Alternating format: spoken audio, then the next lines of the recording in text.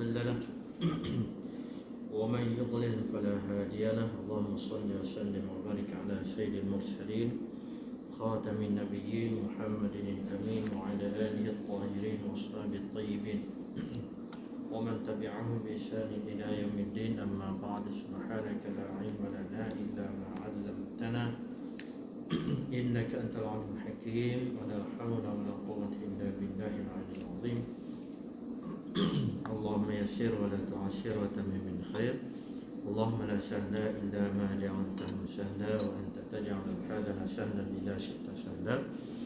اللهم يا معلم إبراهيم علمنا ويا مفهم سليمان فهمنا. اللهم افتح علينا فتوح العارفين وانشر علينا من خزائن رحمتك يا أرحم الراحمين. Alhamdulillah, puji dan syukur kepada Allah Subhanahu Wa Taala.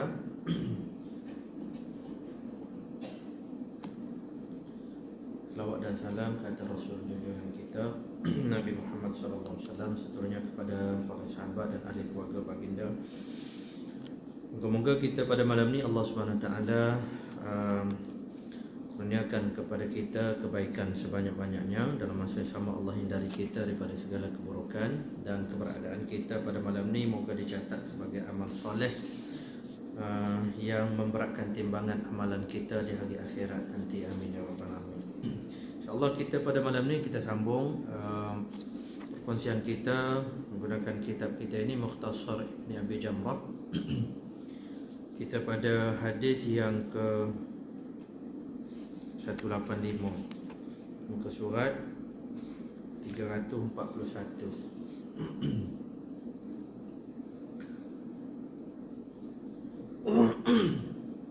Baik. Hadis yang ke-185. Bismillahirrahmanirrahim. Qala al-musannif rahimahullah ta'ala wa nafa'ana bi 'ilmihi fid darin amin wa bis sanadil muttasil minna ila al-imam al-Bukhari rahmatullah alayh qala anna 'Abdillah ibn Amr radhiyallahu anhuma قال لي النبي صلى الله عليه وسلم أحب الصيام إلى الله صيام داود عليه السلام وكان يصوم يوما ويفطر يوما وأحب الصلاة إلى الله صلاة داود كان ينام نصف الليل ويقوم ثلثه وينام سدسه. Di bawah tajuk sembahyang dan puasa Nabi Daud AS daripada Abdullah bin Amr. Abdullah bin Amr radhiyallahu anhuma katanya, Nabi sallallahu bersabda kepada aku, junjungan Nabi sallallahu alaihi wasallam, sekasih-kasih kepada Allah Subhanahu taala, ini puasa yang paling disukai oleh Allah Subhanahu taala ialah puasa Nabi Daud alaihi salam. Iaitu bagaimana cara puasanya? Baginda berpuasa satu hari dan berbuka satu hari, maknanya selang sehari puasa. Wa ahabbus salah ila Allah, dan solat yang paling disukai oleh Allah ialah solat Nabi Daud AS juga.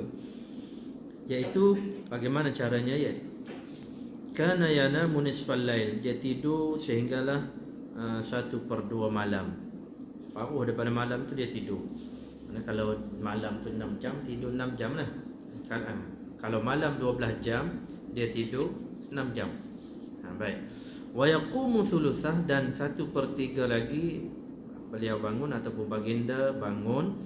Wa yanamu sudusah, dan 1/6 bakinya beliau ataupun baginda tidur. Baik. Ni ada relate dengan hadis yang kita baca sebelum daripada ni, di mana Abdullah bin Amr ibn al-As radhiyallahu anhuma, dia datang jumpa Nabi, dia bagi tahu nak puasa setiap hari, nak puasa setiap malam, nak berjaga malam.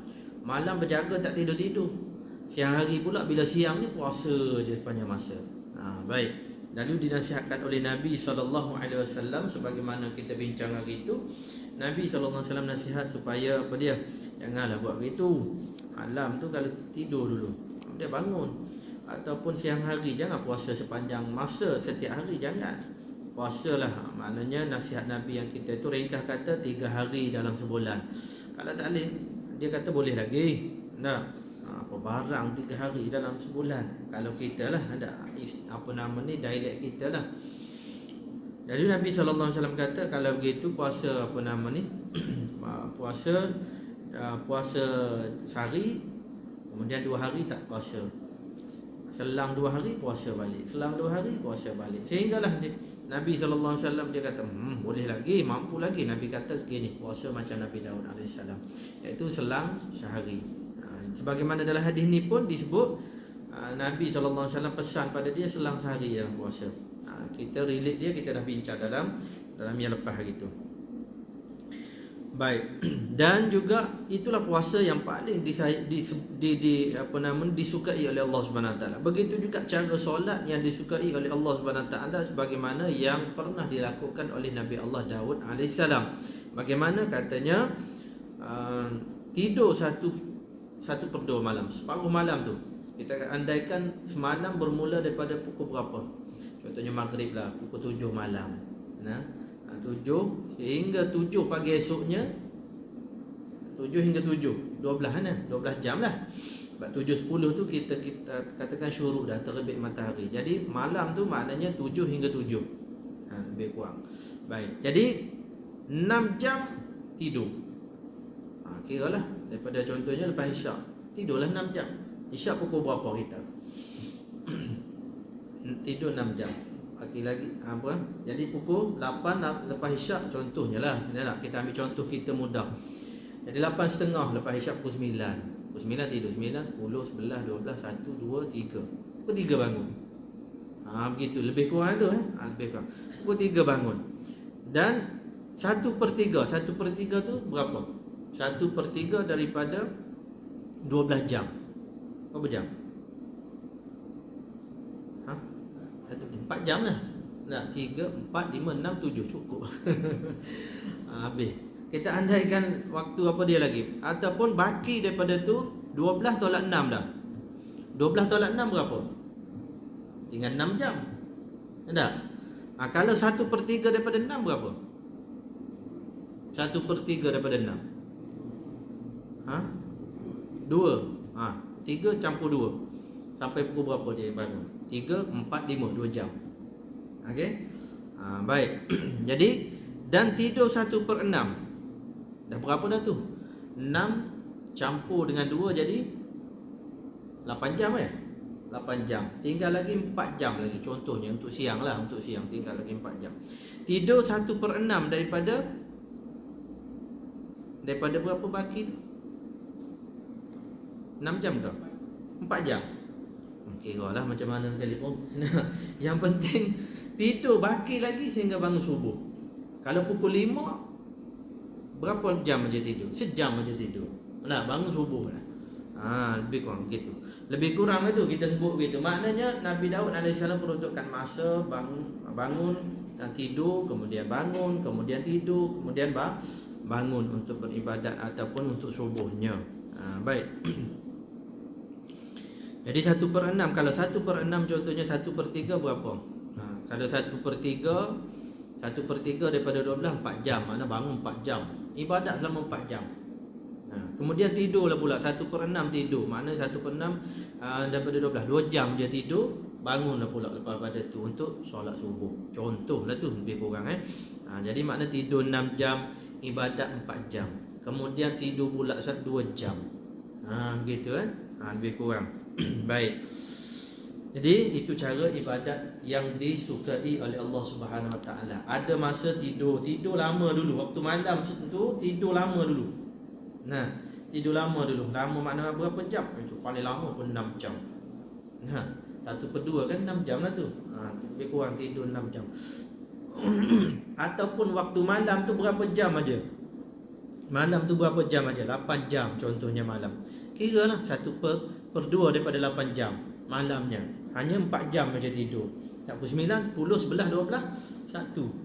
Pukul 2 dah bangun dah. Atau pukul 1 tu dah bangun dah. Lebih kurang begitu. Baik. Habis ni itu maknanya itu yang terbaik. Paling kurang kita ni bangun malam sebagaimana yang dalam kuliah Ustaz Syafiq Abdul Rahman hari tu dia sebut apa dia? Sebut paling kurang kalau tak boleh bangun malam kita sudahkan solat witir selepas daripada isyak. Biasanya kita lepas pada tarawih ataupun bulan Ramadan saja ada witir. Tapi kita nak sekarang ni witir setiap malam. Macam mana? Kalau tak boleh bangun malam, awal-awal lagi kita sudahkan witir. Sebagaimana bulan Ramadan, kita kan witir awal. Maka kita siapkan witir awal. Selepas solat sunat isyak, terus witir. Paling kurang satu rakaat. Paling kurang lah tu. Walaupun dia makruh, tapi paling kurang buat. Dalam pandangan mazhab Imam Syafi'i, paling kurang satu rakaat. Walaupun di kalangan Syafi'iyah kata makruh satu rakaat, tapi Imam Syafi'i tetap kata satu rakaat boleh buat lah. Ni paling kurang. Baik. Lepas pada solat isyak, 2 rakaat solat isyak paling kurang. Kemudian solat witir 1 rakaat, 3 rakaat. Boleh buat aja. Bukannya payah pun, memang mudah sangat-sangat. mudah sangat-sangat. Baik. Habis di situ paling kurang kita solat witir lah. Kalau bangun lepas pada tu terpulanglah. Nak buat berapa rakaat, yang penting witir dah siap dah. Tak perlu ulang witir tu, tak perlu buka solat witir lah. Sebab tak panggil witir kalau tak panggil witir kalau sembahyang genap. Witir tu sembahyang ganjil. Baik. Seterusnya, hadis yang ke-186, masjid yang pertama didirikan. وبسند وبه قال عن أبي ذر رضي الله عنه قال قلت يا رسول الله أي مسجد وضع أول قال المسجد الحرام قلت ثم أي قال ثم المسجد الأقصى قلت كم كان بينهما قال 40 ثم قال حيثما أدركتك الصلاة فصلي والأرض لك مسجد. Baik. Tajuk di bawah tajuk masjid yang pertama didirikan. Tadi tak ada masalah Ada soalan tak? Ada soalan soalan witir semua kita dah tahu dah. Cuma soalnya kita nak buat tak buat tu je. Persoalannya nak buat ke tak buat. Rajin ke tak rajin. Mau tak mau kita ni kena rajinkan diri dalam ibadat kita. Baik. Abu Dzar radhiyallahu anhu katanya, aku bertanya pada Nabi sallallahu alaihi wasallam. Dia kata, wahai Rasulullah, masjid mana yang pertama dibina ataupun diletakkan atas muka bumi ni? Masjid pertama yang dibina. Kata Nabi, Masjidil Haram lah. Kemudian dia kata lepas pada Masjid Haram, masjid mana yang kedua? Kata Nabi SAW, Masjid Aqsa. Aku tanya lagi, berapa tempoh masa jarak antara pembinaan masjid pertama dengan masjid yang kedua? Berapa lama tempoh masanya? Kata Nabi, tempoh antara keduanya 40 tahun. Baik. Katanya 40 tahun antara tu. Siap Masjidil Haram, lepas pada 40 tahun lepas pada tu dibina Masjidil Aqsa. Baik, habis kat situ. Kemudian Nabi pesan apa dia? Walaupun Masjidil Haram ada, walaupun Masjidil Aqsa ada, cuma kata Nabi, di mana sahaja tempat kamu dapat untuk solat, makna di mana sahaja tempat, bila duduk di mana sahaja, masuk waktu, fasolli, semayang lah kat situ. Jangan tunggu nak balik ke Masjidil Haram, nak balik ke Masjidil Aqsa. Tak ada rumah ibadat tak boleh buat. No, tak ada gitu. Kata Nabi, wal ardu laka masjidun. Semua tempat di muka bumi ni boleh dijadikan tempat sujud, masjid. Baik Jadi 2-3 perkara berdasarkan hadis ni. Yang pertama apa dia? Binaan pertama, inna awwala baitin wudi'a lin-nasi lalladhi bi Bakkah mubarakan wa hudan lil alamin. Sesungguhnya rumah pertama, rumah apa dia? Rumah ibadat yang pertama dibina di muka bumi ni, mana dia? Masjidil Haram alladhi bi Bakkah, yang berada di Bakkah, Mekah. Dalam Al-Quran tak sebut Makkah, ada Bakkah. Kalau kita kan cuba kita sebut huruf M dengan kita tekak hidung, jadi macam mana? Huruf B kan? Di mana? Jadi di Bada. Jadi ba di Bana. Baik. Jadi apa nama ni, Bakkah dengan Makkah ni hampir sama dari segi maknanya. Baik. Walau bagaimanapun, kenapa Al-Quran sebut Bakkah? Kenapa tak sebut Makkah? Baik, itu huraian dia panjang lebar lah. Itu dalam bab tafsir lagi. Walau bagaimanapun, Bakkah ataupun Makkah dari segi makna dia sama.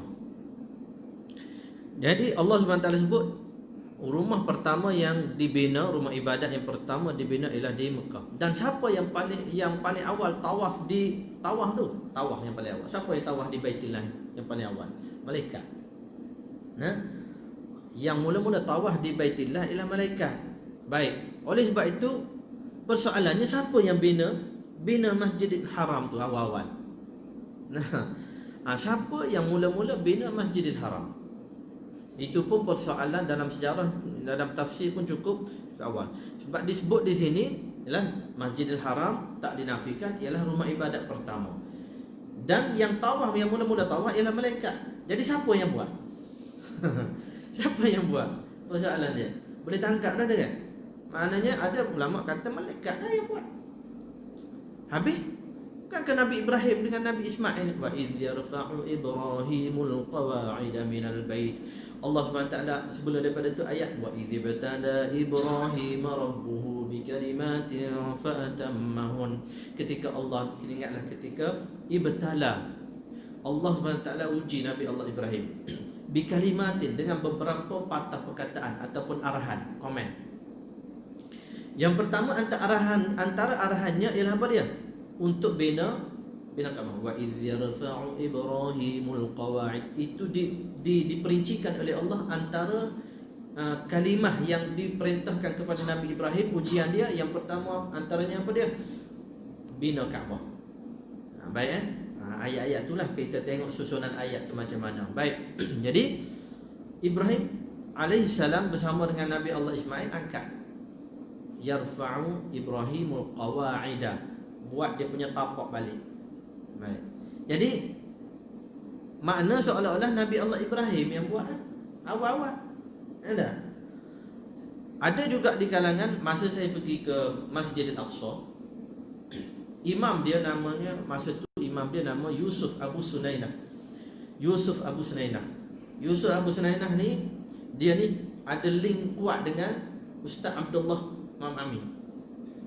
Abdullah Al-Amin lah. Tak ingat nama penuh dia, minta maaf lah. Baik, salah sebut nama, minta maaf. Jadi Ustaz Muhammad Abdullah ni, baik, apa nama ni? Abdullah Muhammad ni kan? Minta maaf Ustaz Muhammad. Padahal satu batch dengan saya, sekelas dengan saya masa di Mahat dulu. Nama geng sendiri pun tak ingat, minta maaf. Baik. Jadi dia ni ada hubungan rapat dengan Ustaz apa nama Muhammad Abdullah. Lalu apa nama ni, dan apa nama apa saja saluran apa semua tu. Sebab tu bila saya bawakan imam apa nama ni, dipanggil imam veteran Syekh Ikrimah Sa'id Sabri di sini, kita war-warkan dia adalah imam dan juga sebagainya, ramai orang menafikan. Dia kata mana, bukan imam tu, imam Masjid Aqsa lain, nama dia gini-gini. Yalah, imam Masjid Aqsa ni ada 5 senarai dia. Ada senarai yang veteran. Senarai veteran ni Syekh Ikrimah Sa'id Sabri, tahun berapa? Tahun 70-an tu dah jadi imam dah kat situ. Jadi maknanya keturunan dia adalah keturunan Imam Masjidil Aqsa. Jadi Yusuf Abu Sunainah ni antara imam yang dipanggil imam bertugas.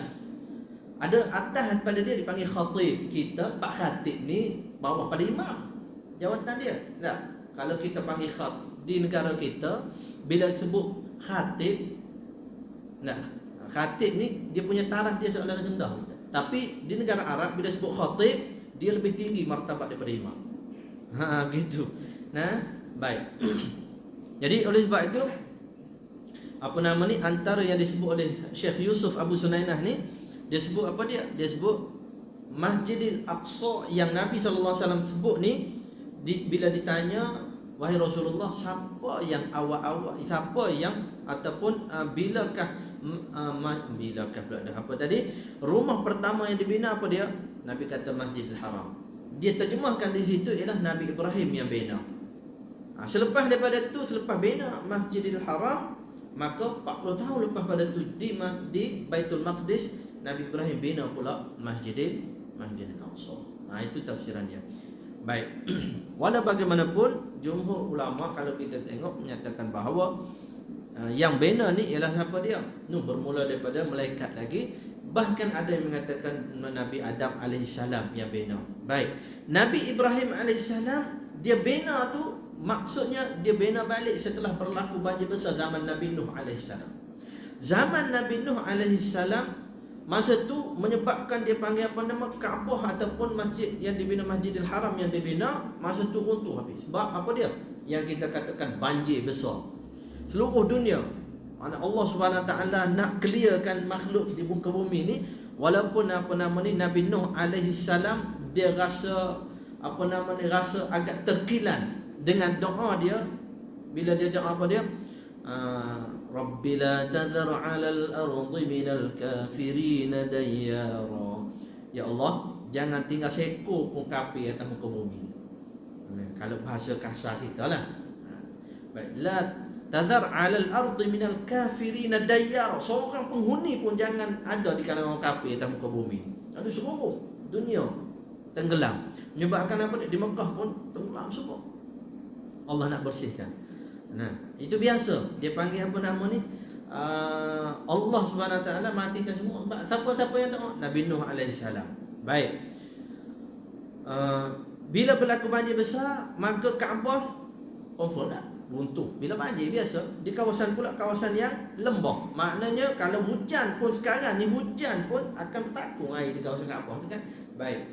Jadi banyak kali dah sepanjang sejarah Kaabah ni dia dibanjiri. Bila air hujan lebat akan banjir. Baik. Jadi diriwayatkan bahawa Hajar Aswad Allah Subhanahu taala simpan di mana? Dalam Jabal Abu Qubais. Tahu Jabal Abu Qubais kat mana? Istana raja sekarang. Kalau kita Menara Jam, duduk di Menara Jam ataupun di Safwah lah, Hotel Safwah ataupun Hotel Menara Jam, kan menghadap Kaabah tu. Sebelah kanan tu. Sebelah kanan. Pintu pertama sebelah, kalau pintu pertama sebelah kiri lah. Ala kulihannya, kalau kita duduk di Menara Jam, sebelah kanan ada istana. Istana tu dibina di atas Jabal Abu Qubais. Jabal Abu Qubais, Bukit Abu Qubais. Abu Qubais ni merupakan samsing zaman jahiliah. Bukit tu asalnya nama lain. Jabal Abu Qubais asalnya nama lain. Tapi oleh kerana Abu Qubais ni samsing zaman jahiliah ni dicabar, orang Arab cukup menghormati bukit tu. Dia ada dua bukit yang dijadikan sebagai watada Makkah. Sebagai dipanggil apa nama, tunjang kepada Mekah. Ada dua bukit. Pertama Jabal Abu Qubais, yang kedua Jabal Qu'aiqa'an. Payah nak sebut tu. Jabal Qu'aiqa'an ni sebelah bukit Marwah. Dan Jabal Abu Qubais ni sebelah Safa. Baik. Jadi dua ni seolah-olah dia menaungi Kaabah tu. Menaungi Kaabah. Sebab tu dia panggil apa nama, bukit watada Makkah. Pasak ataupun tunjang kepada bumi Mekah. Kalaulah tak ada bukit tu, maka bergegar. Dikatakan lagi, bukit pertama yang Allah Subhanahu taala ciptakan ialah bukit Abu Qubais tu lah. Jabal Abu Qubais. Diriwayatkan, wallahu alam lah riwayat macam mana. Walau bagaimanapun asal Jabal Abu Qubais tu, saya tak ingat nama asal dia, mohon maaf. Tapi dinamakan masyhur dengan Jabal Abu Qubais setelah Abu Qubais dia cabar nak mencemar penghormatan atau orang Quraisy terhadap bukit tadi. Sebab apa dia? Sebab mereka menghormati bukit tadi, rasa hebat mungkin, memuliakan bukit tadi pasal Allah simpan Hajar Aswad dalam tu. Bila Nabi Allah Ibrahim nak bina Kaabah, maka Allah keluarkan balik, dia panggil batu dia tu, Hajar Aswad, dia letakkan kembali kepada Kaabah. Itu asalnya. Sebab tu orang Arab cukup hormat, muliakan Jabal Abu Qubais. Baik. Tapi Abu Qubais ni, sebelum tu nama lain lah Jabal tu. Abu Qubais ni dia kata, wallahi, dia kata, demi Allah, korang semua duk muliakan bukit ni pasal apa? Tak ada apa, mengarut semua cerita dongeng. Ada. Macam kita sekarang banyak benda-benda fakta, orang macam kata dongeng kan? 13 Mei dongeng aja kata di situ. Baik. Walau bagaimanapun nak sebut apa dia? Dia cabar, dia kata, demi Tuhan, aku akan berzina di atas tu, dan kalau betul-betul benda tu benda mulia, tentu Tuhan akan buat sesuatu ke atasku. Dia cabar begitu. Dia ajak perempuan-perempuan pelacur-pelacur ni naik kita buat benda kat atas. Auzubillah. Jadi sebelum dia melakukan benda tu, Allah Subhanahu taala panah dia dengan peti. Sebab tu dekat nama Jabal Abu Qubais. Nama something pula ustaz. Tapi nak buat macam mana, dia panggil sebagai satu orang Arab akan jabat Abu Qubaih. Hoi, kena hormat, kena hormat. Pasal apa dia? Oi, Abu Qubaih dulu tu walaupun nama jahat tetap tu. Macam piramid dia Firaun kan. Allah SWT kekalkan Firaun dalam nama dalam Al-Quran. Ada Firaun, tapi nak sebut apa dia? Bukan nak memuliakan dia. Kita kata, oi, Quran pun sebut pasal Firaun, hebat oh. Iyalah, pasal jahat sangat sebutlah. Nah, jadi kita nak sebut apa dia? Penamaan tadi Jabal Abu Qubaih bukan kerana nak memuliakan Abu Qubaih tadi, tapi nak sebagai satu, dia panggil apa nama, iktibar, pengajaran kepada orang. Jangan main-main lah. Dah, buat jahat di muka Abu Qubaih lah dah. Tapi buat jahat ramai juga. Allah tak bayar cash. Sebab apa dia? Sebab Nabi SAW rahmat. Antara rahmat datangnya Nabi ialah Allah SWT tak bayar terus, tak bayar cash tu. Banyak benda yang Nabi doa, Allah SWT tak buat hukuman tu kepada umat Nabi SAW. Nah, antaranya apa dia? Benam dalam bumi, semua ditelan bumi, mati. Tak ada, mungkin seorang dua kot. Ada cerita si tanggang ke, cerita apa nama ni, tak kira lah apa dia tu. Ataupun apa nama ni, ditukar rupa bentuk jadi babi, tiba-tiba tak semaya subuh, tiba-tiba meloncat, Allah, monyet mana pula masuk dalam rumah. Rupanya anak dia tadi yang tak semaya subuh. Tak? Nampak pula gorila keluar daripada rumah. Ya Allah, suami aku jadi gorila dah tak semaya subuh. Contoh. Tak berlaku dah begitu. Pasal apa dia? Nabi SAW doa, ya Allah, jangan ada hukuman tukar rupa bentuk di kalangan umat aku. Tak ada. Alhamdulillah. Syukur kita pada Allah SWT banyak-banyak. Kalau tidak naik lah, tiba-tiba melompat. Bila masa pula jadi monyet ni? Ini pula, bila masa pula jadi khinzirnya? Khinzir sikit. Nama itu sikit lah. Ya Allah, takut. Tiba-tiba, jadi kaldai dah pula. Sebab apa dia? Kata Nabi, orang yang rukuk ataupun angkat kepala dia awal iktidar berbanding dengan imam baru syami' dia angkat dah. Tak bimbang ke kalau Allah SWT tukar muka jadi kaldai, kata Nabi. Begitu juga. Allahu Akbar. Begitu juga dak ni Nabi SAW, bila orang tanya, wahai Rasulullah, haram ke? Tak haram. Habis kenapa tak makan? Kaumku tak makan. Dalam satu riwayat lain ditanya, Nabi kata, aku bimbang, dak tu adalah makhluk yang Allah tukar rupa bentuk dulu. Mana? Tu tak makan. Kita sedap makan dak ni, buat minyak lagi. Tu dia, minyak lelaki. Kekuatan terhebat. Habis jual. Baik. Jadi apa nama ni? Nabi Ibrahim, walaupun ada pendapat yang mengatakan Nabi Ibrahim yang laku ataupun bina Kaabah ni, tapi jumhur mengatakan bahawa siapa yang buat? Nabi Ibrahim hanyalah membina kembali, bukan membina asas yang pertama dak, tapi membina kembali Kaabah ataupun Masjidil Haram. Baik. Allahu Akbar. Selepas daripada itu Masjidil Aqsa dibina. Sebelum Nabi Allah Ibrahim lagi. Baik.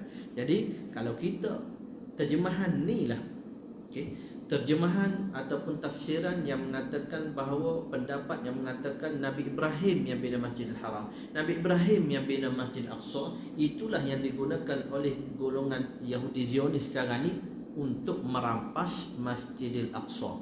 Dia kata kita dah betul ansur dah bagi dah. Nabi Ibrahim, oleh kerana orang umat Islam pun mengaku Nabi Ibrahim sebagai Nabi, kita pun mengaku Nabi Ibrahim sebagai Nabi, bahkan kami muliakan dia Abul Anbiya, dia adalah bapa kepada para Nabi dan Rasul selepas daripada itu. Kita dah tolak ansur dah, kata Yahudi, ambil Masjidil Haram, korang ambil dah. Kami nak ambil Masjid Aqsa ni, kecil ni pun korang tu marah. Nampak? Jadi kalau terjemahan gitu, terjemahan kata Nabi Ibrahim yang mula-mula bina, maka menjadi satu, dia panggil apa nama ni, point untuk Yahudi ambil alih Masjid Aqsa. Itu dia. Allahu Akbar. Sebab tu kita kadang kena hati-hati dalam statement kita, walaupun kadang-kadang ada pandangan, ada pendapat, supaya tidak dikeluarkan, diketengahkan, diwar-warkan. Kerana apa dia? Bimbang kok ada mudarat-mudarat apa nama ni, yang mungkin berlaku di sebalik statement kita. Baik. Katanya lagi. Boleh. Ada soalan? Kita baca yang berikutnya. Tu dia, tak ada soalan lah. Seronok dengar benda tu. Kalau tak ada soalan, kita pun seronok. Hadis 187. Kanak-kanak yang bercakap semasa dalam buaian. Baik. Ni panjang dia punya ni. Panjang dia punya ni. Tak apalah kita baca. Wa bihi qala an Abi Hurairah radhiyallahu anhu anin Nabi sallallahu alaihi wasallam qala lam yatakallam fil mahdi illa thalathatun. Baik. Terjemahan dia panjang sini tak apa, kita secara ringkasnya kata Nabi sallallahu alaihi wasallam, Abu Hurairah kata Nabi pernah bersabda bahawa tidak pernah ada bayi yang bercakap semasa mereka masih lagi dalam buaian. Kecil lagi. Mungkin umur berapa bulan, sebulan dua. Ataupun dalam tempoh berpantang lagi. Budak tu dah boleh bercakap dah. Tak pernah ada budak yang boleh bercakap, bayi yang boleh bercakap, melainkan 3 ni aja. Nah, 3 ni aja. Iaitu apa dia? Isa alaihissalam. Semua tahulah. Nah, semua kita tahu Nabi Isa alaihissalam yukallimun nasa fil mahdi wa kahla, dan dia bercakap dengan manusia ketika masih lagi bayi yang dikandung lagi. Semua kita tahu apa dia, bila Siti Maryam beranak duduk di apa nama batang pokok kurma, kemudian bila melahirkan anak fa'aja'aha al-makhadu ila jiz'in nakhlati qalat ya laitani mittu qabla hadha wa kuntu nasyan mansiya. Bila dia melahirkan anak tu, Allah SWT apa dia? Wa huzzi ilaiki bi jiz'in nakhlah, ketuk sikit batang kurma tadi. Tusaqit alayki rutaban janiyya, akan gugur rutab yang dekat, boleh ambil, gugur boleh makan. Ya Allah, baik. Sebab tu orang kata khasiat makan rutab kan. Rutab, orang mengandung makan rutab. Mengandung pula ada. Orang bersalin makan rutab supaya banyak khasiat dia dalam tu semua orang tahu. Baik, jadi carilah rutab, belilah rutab banyak-banyak. Jangan bulan Ramadan saja. Baik. Saya tak jual. Jangan kata pula ustaz nak promo yang dia jual. Tak, saya tak jual pun. Rutab saya tak jual. Jual iyalah, tapi bulan Ramadan juga saya jual. Baik. Bila Nabi Isa alaihissalam dibawa oleh Maryam, Siti Maryam bawa, kemudian dia sebut apa? Inni nazartu lirrahmani sawma. Aku bernazar pada Allah, aku tak akan bercakap. Dan jalan orang pakak dia tanya, ni apa ni? Ni ada baby pula ni. Ni mesti buat kerja jahat ni. Kemudian siapa? Qala inni abdullah. Aku adalah hamba Allah. Baik cakap Nabi Isa alaihissalam. Ataniyal kitab. Allah akan bagi kepada aku kitab. Wa ja'alani nabiyya, dan Allah akan jadikan aku sebagai nabi. Cakap. Baik, tak pun maka mereka terima. Masa tu bermula kisah dia. Tak kira lah. Yang penting apa dia? Nabi Isa bercakap. Yang kedua, iaitu apa dia? Seorang lelaki yang namanya Juraij. Pernah, dia tu ahli ibadat di kalangan Bani Israel. Juraij ni orang ahli ibadat, ahli apa nama ni, orang yang hebat, ahli kitab ataupun yang mahir dengan kitab-kitab ni. Tiba-tiba masa dia duduk ibadat, dia duduk sembahyang, mak dia datang. Juraij duduk, ya Allah, macam mana ni? Ya Allah, aku sembahyang ni, mak aku tu macam mana? Ya Allah, aku sembahyang ni. Jadi mak tu panggil banyak kali panggil tak menyahut. Kecil hati mak. Pasal apa dia? Allah tak boleh tinggal kau berzikir. Orang panggil, kita datang daripada jauh. Kecil hati. Kecil hati. Lalu dia kata apa dia? Ya Allah, jangan kau matikan dia, melainkan kau apa nama ni, uji dia ataupun fitnah dia. Fitnah macam mana? Ujian lah, fitnah tu ujian. Lalu Nabi SAW kata, setelah itu, setelah mak dia balik, dia semayang, ya Allah, mengadu pada Allah semayang. Baik. Lalu tiba-tiba tempat dia beruzlah, bersuluk tu didatangi oleh wanita. Wanita datang, dia apa nama ni, goda, pujuk rayu, Abang Jurej. Jurej kata, tak kan, aku balik. Oleh kerana maklumlah kan, nak goda ni nak jadikan sebagai satu isu sat lagi. Nampak ya ustaz pakai serban besar, nipu kaki perempuan. Dia nak begitu, tapi Jurej tetap balik. Lalu oleh kerana malu dengan tu, lalu dia apa nama, jumpa dengan seorang pengembala kambing. Pengembala kambing jumpa. Goda pula pengembala kambing. Ya Allah, pengembala kambing bukan goda. Tu. Lalu berlakulah persetubuhan dan last kali melahirkan anak. Bila melahirkan anak apa semua ni, dia kata apa dia? Oh, ni jurah ibu anak jurah ni. Anak jurah lah ni. Padahal orang pakat dengar daripada perempuan ni, dengar tanpa selidik, pergi robohkan rumah ibadat dia. Roboh semua, roboh. Oni apa semua roboh. Ni tanpa kebenaran kan, wallahualam. Nauzubillah. Apa nama, robohkan semua. Dia punya rumah ibadat robohkan semua. Baik. Allahu akbar.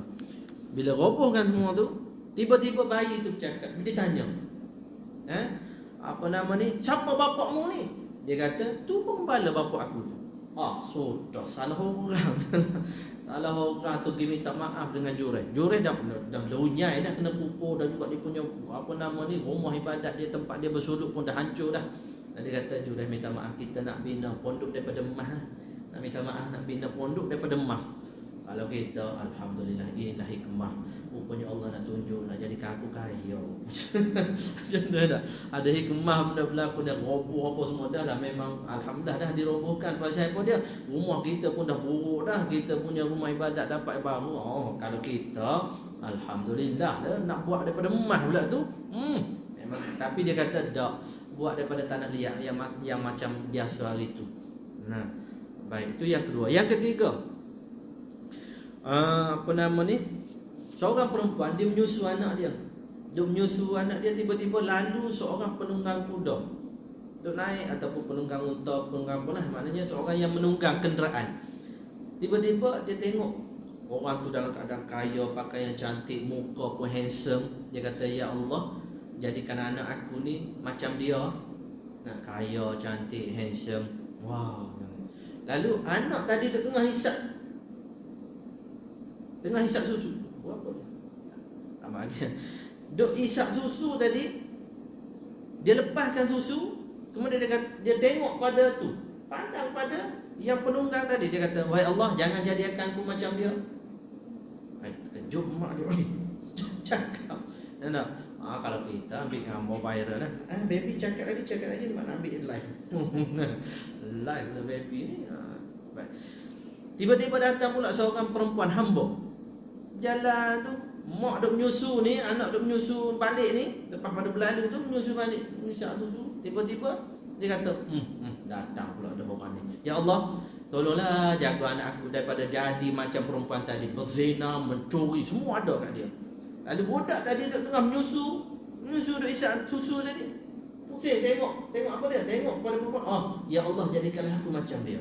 Terkejut beruk pula mak dia. Ya Allah, terkejut. Pasal apa dia? Kerana perempuan tadi, orang duk tuduh dia melakukan zina, duk tuduh dia mencuri, tapi sebenarnya dia tak pernah buat. Tapi oleh kerana dia tidak ada cara nak bela diri, sebab dia sebagai seorang hamba, tak ada cara nak bela diri. Orang duk tuduh lah, nak nafikan tak boleh lah. Orang duk viral benda lain, benda yang tak betul. Rupanya apa dia?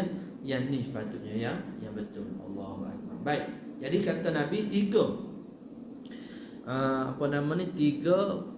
bayi yang bercakap semasa dalam buayan lagi. Dan kalau kita tengok riwayat, sebenarnya masih disebut ada 7 bayi kesemuanya yang bercakap semasa mereka masih dalam buayan. Termasuklah Nabi SAW sendiri. Termasuklah yang menjadi saksi kepada Nabi Yusuf AS ketika dituduh berlaku curang dengan Zulaikha. Ketika dituduh berlaku curang dengan Zulaikha. Seterusnya lagi tu Nabi. Yang kelima saksi Nabi Yusuf AS. Yang keenam ialah Mubarak nama dia, ataupun gelaran dia Mubarak Al-Yamamah. Ada seorang kaum daripada Yamamah, dia bawa baby dia yang masih baru lahir, berbalut, nak jumpa Nabi, nak tahnik dan apa. Nabi SAW bila dibawa bertemu dengan dia, Nabi tanya, wahai budak, aku ni siapa? Masa tu para sahabat tengok senyum aja kan. Nabi tanya budak tu kata, innaka Rasulullah. Terkejut bapak dia, boleh bercakap ayahku, ya Allah, boleh bercakap. Innaka Rasulullah, boleh bercakap bayi dia. Baik, dan seorang lagi ialah anak kepada Masyittah. Anak kepada Masyittah kan? Tahu kan isteri apa nama ni, tukar sikat rambut anak Firaun yang nak diseksa. Dan yang lagi ialah siapa dia? Ketika peristiwa Ashabul Ukhdud, 8 lah kot Ashabul Ukhdud, mak dia beriman. Tengok budak tadi dibunuh dengan sebab bismillah baru boleh bunuh, maka mak tu beriman. Beriman tu nak diugut, kau beriman, aku buang bayi kau, aku buang apa semua. Lalu dia kata tak payah, tak nak beriman. Lalu anak dia kata mak tetaplah beriman. Terkejut dia, maka dia tetap beriman, terjun dalam api tadi, dan dianggap sebagai syahid. Itulah bayi-bayi yang diriwayatkan dalam hadis-hadis berkenaan mereka boleh bercakap ketika mereka masih lagi dalam buaya. Wallahu alam. Itu saja yang kita kongsikan pada malam ni. Moga-moga dapat maklumat dan input yang bermanfaat untuk kita. Wallahu alam. Aqulu qali hadza wa astaghfirullah wa lakum. Assalamualaikum warahmatullahi wabarakatuh. Subhanakallah wa bihamdik, asyhadu an la ilaha illa anta, astaghfiruka wa atubu ilaik. Assalamualaikum warahmatullahi wabarakatuh.